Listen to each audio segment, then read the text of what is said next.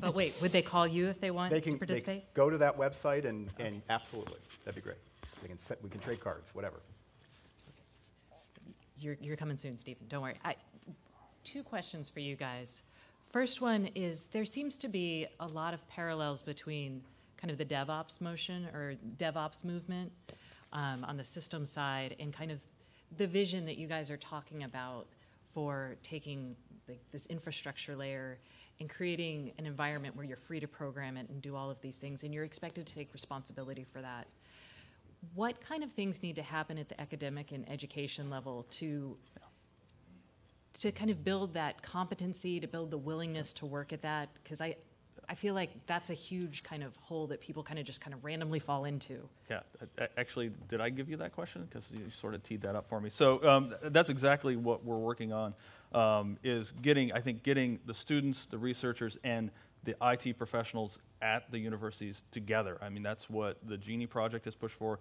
That's what the center we have at IU is our main focus, is to train the students, get them involved, so they're not just sort of out there doing whatever. Get them involved with the people who are running the networks, get the researchers involved with them, and get those teams working together. So I think that's how you generate that environment. Who isn't kind of getting involved? And I'm not talking about company names, but I'm just trying to think of, established companies. Do you see kind of more entrepreneurial students kind of just going their own way and finding, I mean, it still sounds very regimented for what is kind of so far developed in a very ad hoc manner. I actually think everyone's getting, I think the excitement's growing, and that's part of the reason why we want to get this out there. I think we're going to see participation from all sorts of places, and I don't think there's anyone who's really not participating at this point. Okay.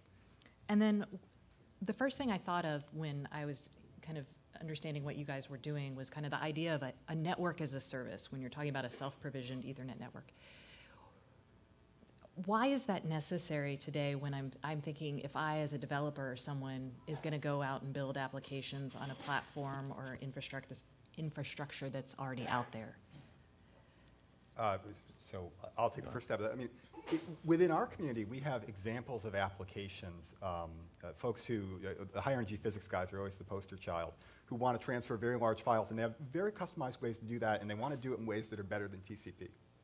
So, you get an environment like this, they can take the file transfer software that they've written, they can integrate it with the network, and literally stand up a network on demand that accomplishes their goals in a different sort of way.